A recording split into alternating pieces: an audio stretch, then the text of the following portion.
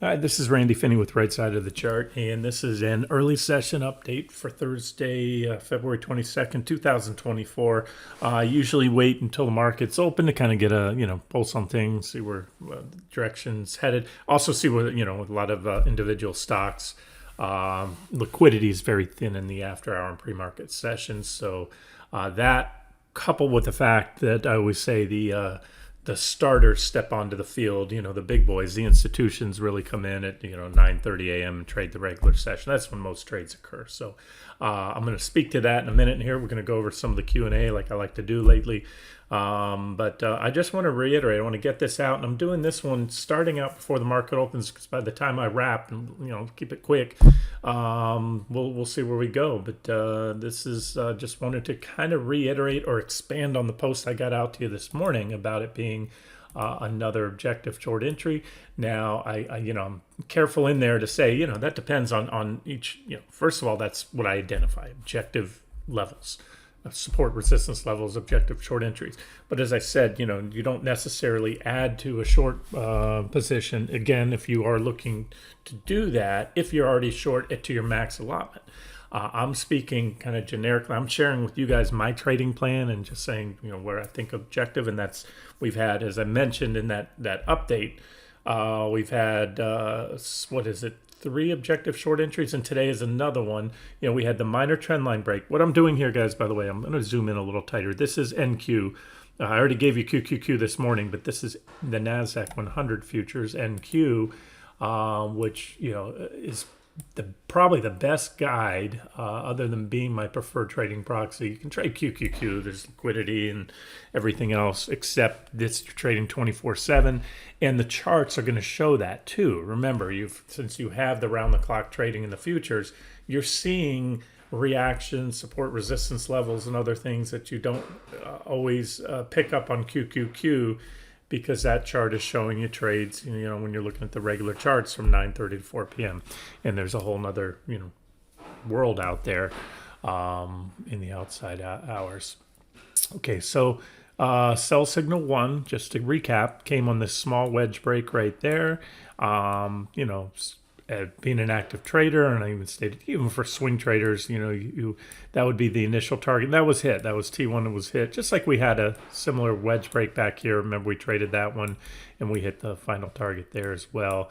That was the last short trade, swing trade. We never took out this trend line. From there, the trend line formed, or really started to firm up. And again, that was back on a 60-minute chart, and it had more annotations than this one here. But let's focus on what's happened most recently. And I know it's a video, or I have to remind myself that, so I pull in tighter so you can see it better. And that's it. So there was our sell signal 1. Objective time to cover, book quick profits, go long if you're an active trader, game of bounce. Then that happened to coincide with, right there was the gap on QQQ. That was a gap down. But again, we got in, even on QQQ, on the 60-minute charts, we got in the day before the gap. That sell signal was made clear, so you didn't have to chase a gap down because the signal came before it. And on futures, of course, you don't have the gaps. The only time you usually get gaps is on the weekends, because they close on Friday and then they pick back up Sunday night. Close Friday night and pick back up Sunday evening. So that's it. So sell objective entry 1, objective time to cover short, play a bounce. Objective short entry 2 was on a kickback to backfill the gap, and that was highlighted at the time. An even bigger drop. And if you see these kind of the arrows that I'm making here, let me do it this way. What you can see right now, and it's early and it may not continue but right now we have the makings of early makings of a downtrend. So if we reverse, as I would suspect, and then we take out this yesterday's lows, we go on to hit this next target zone. Let's just some nice clean targets for you here. Then that will firm up the downtrend. So today has a potential to make or break this. So there's a couple things to know. Most importantly, as I clearly stated this morning, its objective is, even before we back tested, I said that's certainly a possibility, and that would provide an objective short entry. So these things are all set in advance, but I just, when the time comes, I bring them up. Sometimes I miss it and just highlight something at the time. What I've added to this chart since, same chart I've shared before, is this potential downtrend line. Why did I call it potential? Because we only have 1-2 reactions so far. We don't have a reaction yet. We'd have to reverse here to have a reaction on it, and then it will become, in my my book, again, this is just me, that's a valid trend line. I say that because any 2 points can be connected at random. So I like that third distinct reaction to validate a trend line. And then, of course, the more reactions you have, the more valid it is. Why is that? Well, for whatever reason you want to say. One thing I can think of makes sense is the more reactions, the more obvious it is to the masses. I do this nitty gritty. I can dive into these charts. I'm sitting at my desk all day, and I might see things before others do, and so I have to recognize that. So that's why, the more reactions you have, the more valid. So this was, to me, and still is, that was a more powerful sell signal. That was, like I said, an initial or near-term sell signal for a quick trade, but this was the sell signal that I'd been waiting for a while to break that. Remember, this trend line goes all the way back to October of last year. It's the same trend line on SPY, the S&P 500 ES, I believe the semis as well. You've got other things here with that trend line. So that's it. Let's not over complicate this. Does it mean we're going to the moon if we break above it? No, it just means that if you had dry powder, as I did and made clear, there was no reason. I made that, and I'm going to get to these comments sometimes as if I don't say these things over and over. There was no reason to be aggressively short going into earnings on NVIDIA, nor was there a reason to be aggressively short or all in until and unless those trend lines, there's the opening bell, until the lows from last Tuesday on Meta, Amazon, SPY, and QQQ are all taken out. Now, QQQ punched through that low just yesterday, I think it was, but then it's back above it. So you need to see all four above to get me that kind of what I call all-in sell signal. And again, since I always have to repeat these things, that doesn't mean all of your money. You do what you want, but it means whatever allocation you want to have to the NASDAQ 100. Or whatever index trader index is. And remember, the thing about an index is you have safety in numbers, diversification. So when you trade individual stocks, like I repeatedly warn, like with NVIDIA, it's going to go for or against you, especially in earnings. But all right, so that's it. Let's not beat a dead horse. It's very simple. Let me just again say this. If you think otherwise, you're overthinking it. And if you're second guessing the pop that NVIDIA and the NQs had last night, I've been doing this a long time. If you don't take these shots, if you don't have a trading plan, what's that saying? Failing to plan is like planning to fail. Okay, and I promise you in trading, if you're just randomly, if you're reacting to things like last night, and I know obviously some were, you get the certain, those that are bullish come out of the woodworks all of a sudden. But if you're, an agnostic trader, you're just, okay, I have a plan. I think this is where the market's going. I either think it's going here, or sideways. If you think it's going sideways, either be out of it or do something like covered calls. That's what you do when you think something's going to go sideways for a while, or trade the range. But, if you think the next tradable trend, let's say double digits, is to the upside, then you buy the dips. And you can take the same levels I'm giving you, like I did yesterday right before the before the close. Was QQQ was at support. NVIDIA was at support. I covered the short, went long. I know a couple others did as well. And if you're, more than an active trader, those were support levels to go long for a swing trader. Again, with the caveat being that we had NVIDIA earnings, so you might not want to go too crazy. All right, so that's it. I just wanted to reiterate here. I've thrown a lot of things out. We are at multiple resistance levels. We're at the gap on QQQ. We're at this new potential downtrend line. I would expect a reversal there. If not, I wouldn't have highlighted this as an objective short. Again, simple breakdown, back test of the primary trend line, and the gap on QQQ, dual resistance levels. And if we get the reaction, then that puts in place this new downtrend line, which may come in down the road on another kickback rally. Otherwise, all this talk and everything I just did for 10 minutes is for nothing. If we pop above here and you take out that previous high, that's an important one right there. Because remember, as I just showed you, a downtrend is a series of lower highs and higher, lower lows and lower highs. That's a clean. Not all trends are perfect. Sometimes you'll see, one little punch through, and then that becomes your lower high, and then you go down. I just want to say, in a perfect world, that's what you get. Okay, let's move on. Let's look at QQQ. Oh, well, let me drop down here because I covered, yesterday. If we go down to an hourly chart, and I even had this chart screenshotted yesterday. Let me see. Yeah, I don't have it queued up, but let me. So this is what you had here. You had positive divergence, as I showed you on the 5-minute chart. You had it here all the way out on the intraday charts on QQQ, and you had this trend line too. I believe I posted that one as well.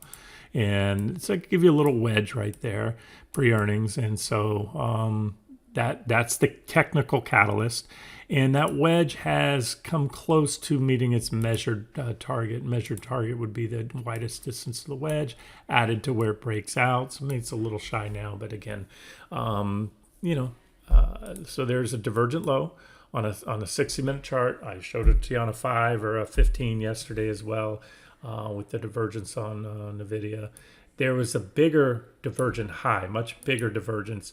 And to me, more importantly, the divergence that this high was, we're looking at a 60-minute chart, but we had divergence on the more significant daily and even out to the weekly time frames, and that's rare. So when you get those positive divergences on the weekly, I'm looking for major bottoms, major trend changes, ends of bear markets or ends of corrections.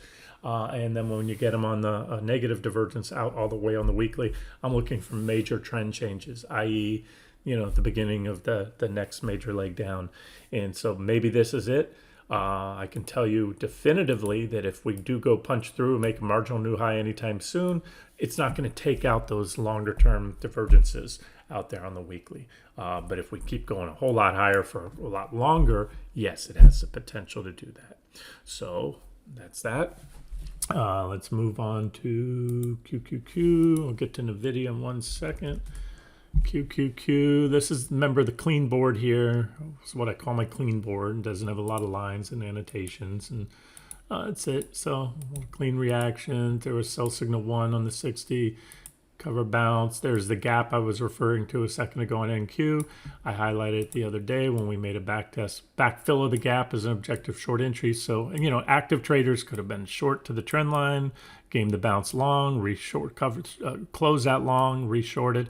I know it's not the consensus for everybody, but there was, at least one post, someone was angry at posting active trade, referred to it as day trading. And, these aren't necessarily day trades. Sometimes the targets are hit within a day, which technically makes it a day trade, but they're just what I call active short-term swing trades. Take them, don't take them. But, if you're, like I say, you can put the amount of money you put in your pockets relative to how much capital you have, really. So I can't, but like I said, to me, you get enough 1% and 2% short-term swings in a week, those add up, and that's what active trading is all about. So anyway, that's the next leg down there, and now here's the you can't even hardly see it. See, we're right on the trend line now. So nothing's changed since pre-market. I showed you in pre-market you had the on the 60-minute chart, you had the white candles. I have to turn them back on here, but that was it. So I showed you we were back testing both. This is the 60-minute chart. There's the top of the gap. That was the objective short entry there to gain that, and we're back there again. So fact that we had gaps or always levels that traders look at and often trade off of, but now that you had another reaction since the gap, further validates that as a resistance level, and it's right at about 435. It says 434.97 there, so we're going to call that 435, and there's the trend line. The thing about backtesting is sometimes you backtest for a little while and then roll over, so you can go a little higher. Sometimes you backtest and then you take out the trend line. So ideally, You wouldn't want to, if you share the same views, you wouldn't want to add to any shorts there. You'd be more concerned about covering. My preference is usually if you're trading on whatever time frame you're trading, in this case it's a 60-minute time frame, you want to wait for a solid 60-minute close. That would be a big green candle that that comes up and then prints above. If you back test for another hour or two, and sometimes they'll punch it intra-period, just like they had that intra-period break there, a brief break, but on the daily that never violated. So that's again on the daily chart, that was that intra-day break. But you can see there's a good example where if you put your stop, if you went long there to gain that bounce, and you were trading on a daily chart, your stop would be even below the trend line on a daily closing basis. All right, well, a couple other things I wanted to show you is the IEF. Okay, I've been talking about this, and I know everyone's talking about NVIDIA right now, thinking about NVIDIA, but this is, and I said yesterday, I think it was, that I didn't want to overly simplify it, but to do that, to put in a simplistic view, this is really my trading plan here. And in other words, as long as we remain in the yellow zone, which we're solidly within, keep bump, we're in the middle of the yellow zone, I will view, again, kind of a little asterisk in there, but I will view rallies back into resistance on the index or certain stocks that are objective shorts as objective short entries. We get back in the green zone, that's going to be net bullish for the stock market. Doesn't guarantee the stock market goes up. Something could, hammer could drop in the markets for something that scares the market, and institutions flock into treasuries as a bid to safety. But generally speaking, and again, just keep it simple, that's going to be net bullish. So that's where the word net comes in. You got to pick up some of these little nuances.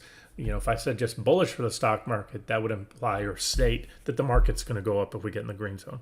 But net bullish just means simply if rates are falling, generally that is perceived and should be bullish for the market, again, unless it has one of those little exceptions like a panic move into treasuries for safety because bombs are flying in somewhere. Anyways, all right. And of course, you already know what happens if we go down there. So that's it. And remember, I call the big three: euro, U.S. dollar, the euro-U.S. dollar pair. It's really the euro's the dollar in reverse, and treasury bonds in the stock market. And you can see right now, this is a chart. I've shared this chart with you for a while. We put in a divergent low, but for quite a bit, the euro-US dollar pair was falling and the stock market didn't take note. There was that divergence I pointed out.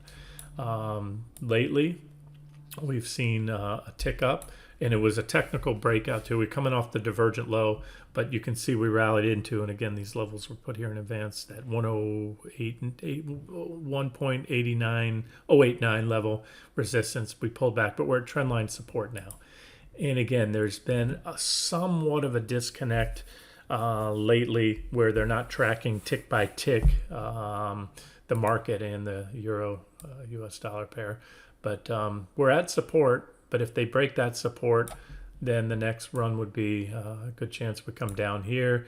There's price support you can see right there at about 107.9, then maybe a test of the trend line. Just remember that the more this does that, if the stock market's going up, the more likely there is to be a mean reversion with the stock market ultimately going down. Likewise, if the euro can rally off this level, take out that previous high, continue on up, that should be net bullish for the stock market. So yes, I am showing you some things but these are the things I'm watching. And collectively, I look at these.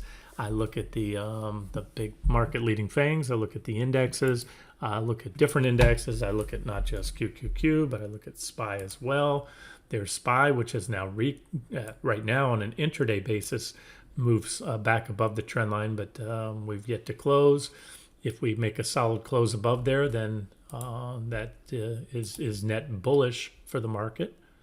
Again, a solid close, where a failure and a close back below there would mean we just went up and essentially back tested and then closed below.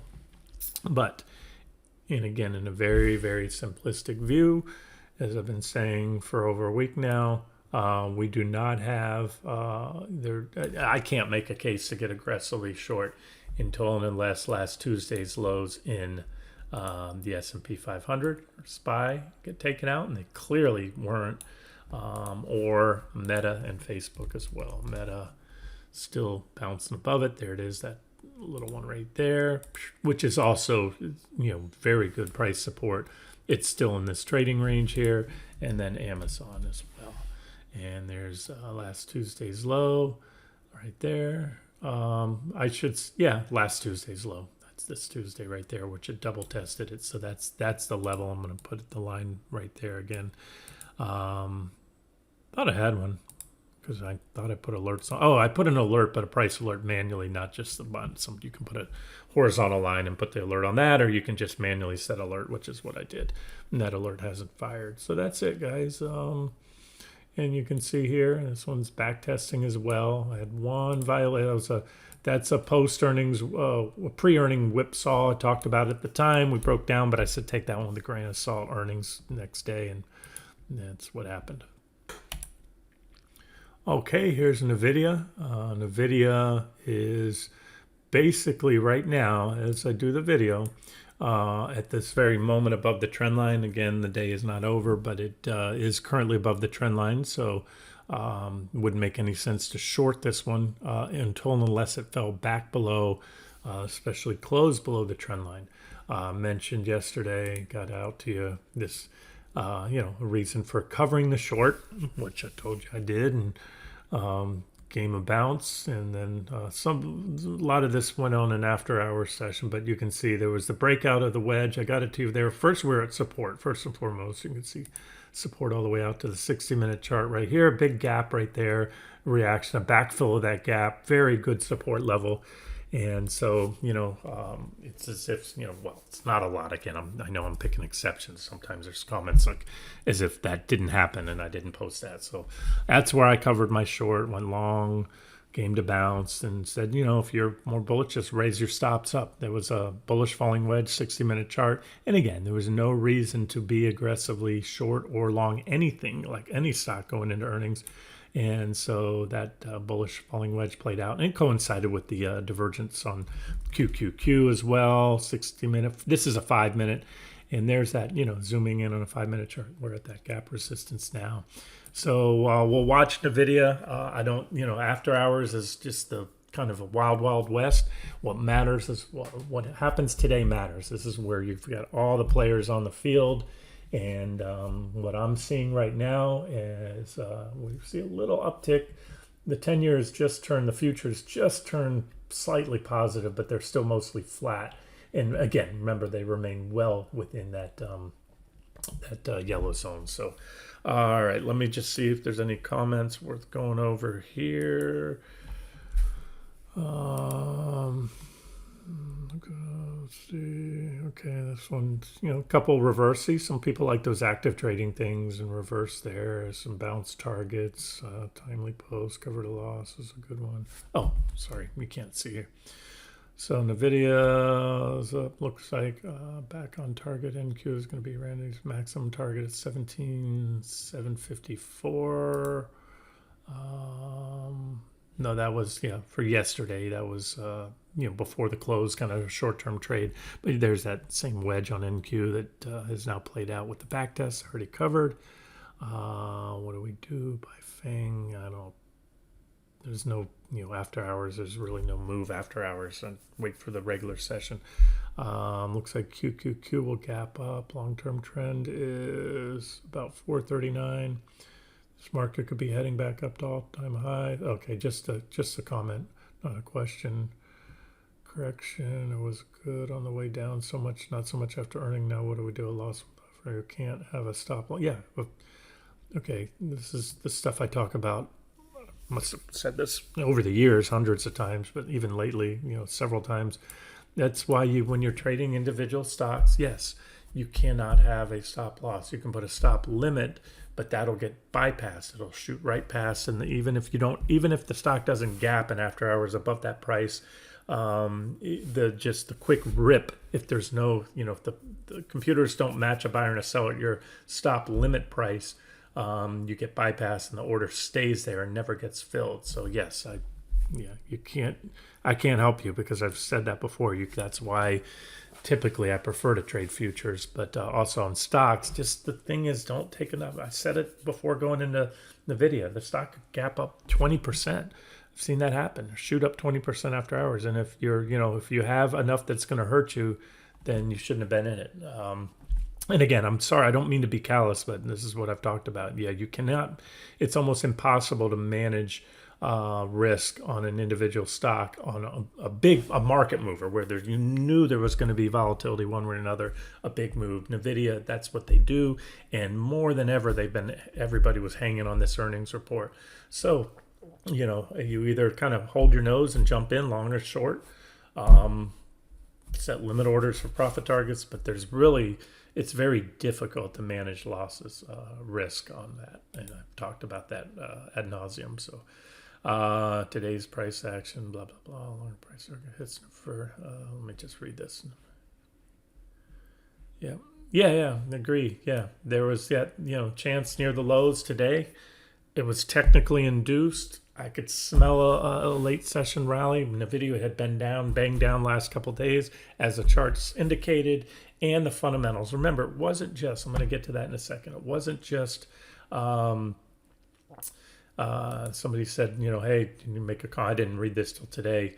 I often tell you, I don't comment. I usually don't comment about after hour price swings because they don't mean too much until I see it in the regular session. It's just noise. And so, like I said, we had the positive divergence, but I just saw this today. And then this is just reiterating what I just told you right now in the video. I just made this reply today. IEF's in the yellow zone. So that means right now the trading plan is short rallies into resistance. NVIDIA, this is just a comment. And then, so, this is the one I replied to. It's unfortunately, Randy and his subscribers listened, went back short NVIDIA and QQQ before the close, or at least he claimed he had no case on TA to be very confident going short in earnings. And yeah, that's what I replied here.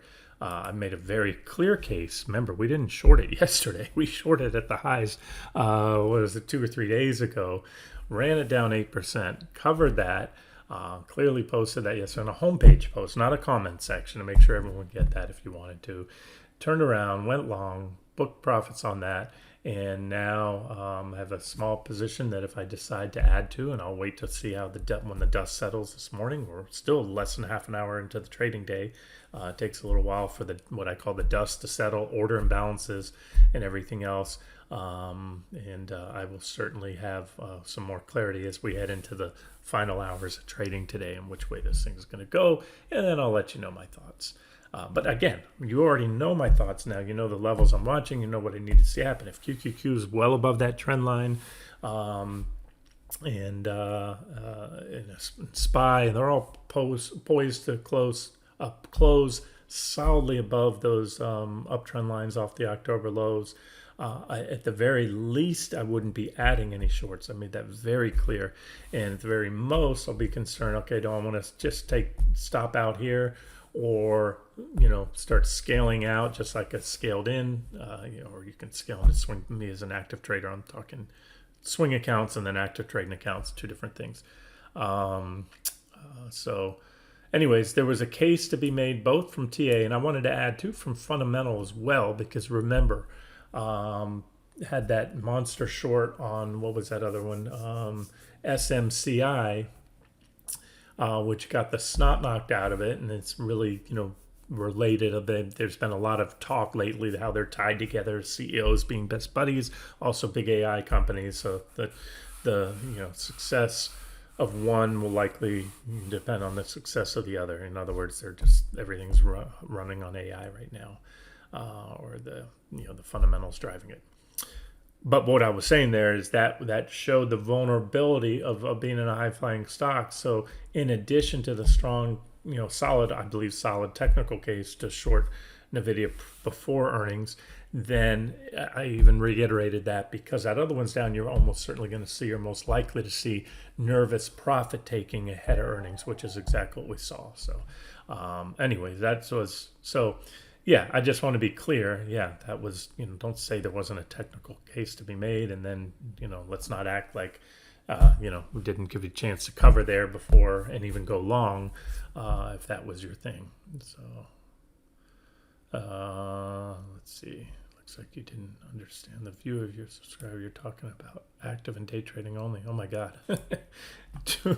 if I don't differentiate enough, I just have to skip past these comments because I don't know why the subscriber is still here.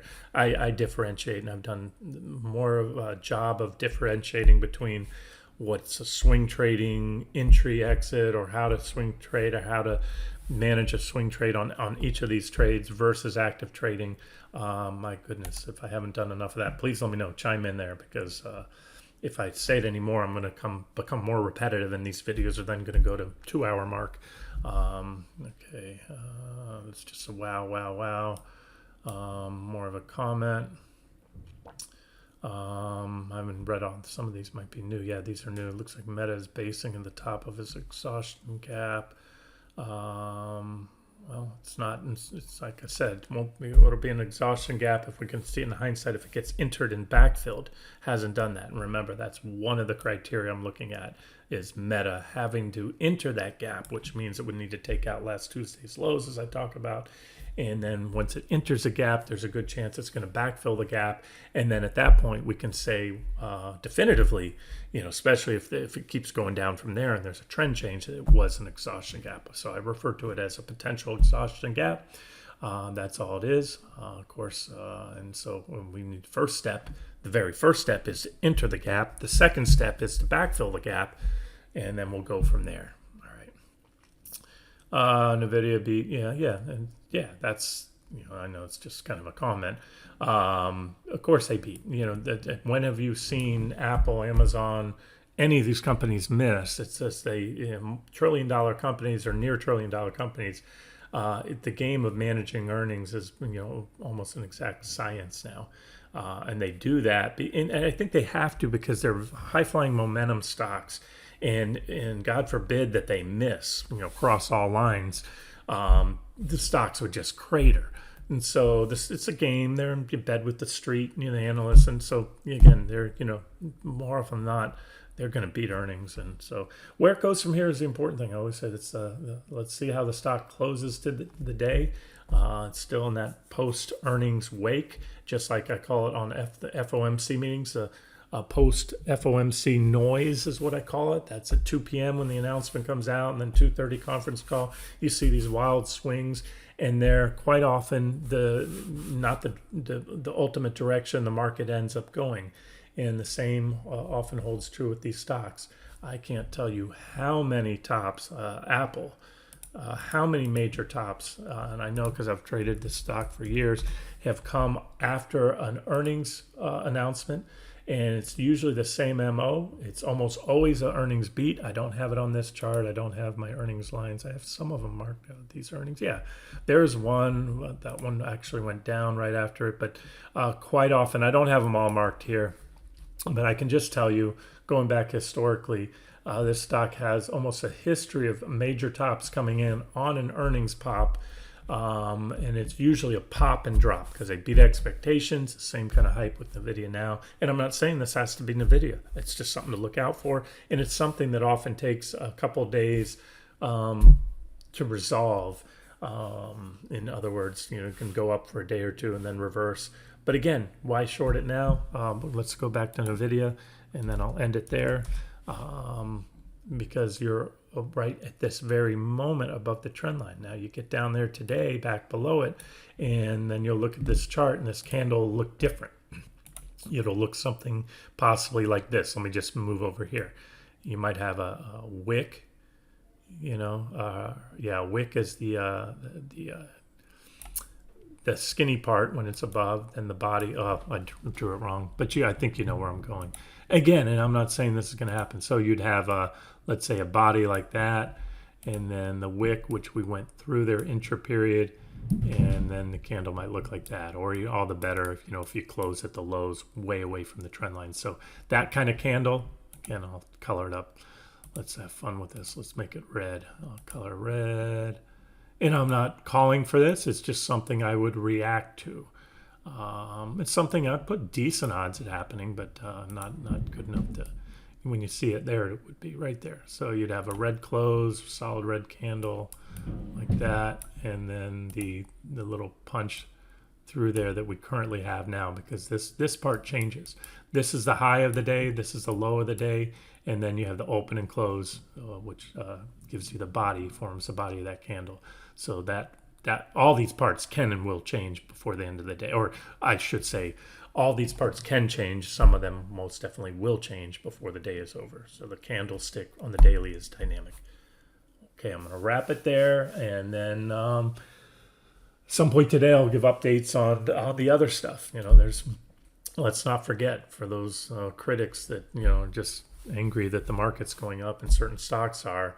I've personally a very good year and put a lot of trades out: silver, natural gas, other things out there, individual stocks, other sectors. So this is, NVIDIA and QQQ are not the only things out there to trade. So I will most certainly, as I wrap up here, try to find some other things. And remember, that's the key to investing and actively trading or swing trading, doesn't matter, is diversification. Don't put all your eggs in one basket. And that means don't have NVIDIA and QQQ, because there's about zero diversification there. They're going to move together in lockstep.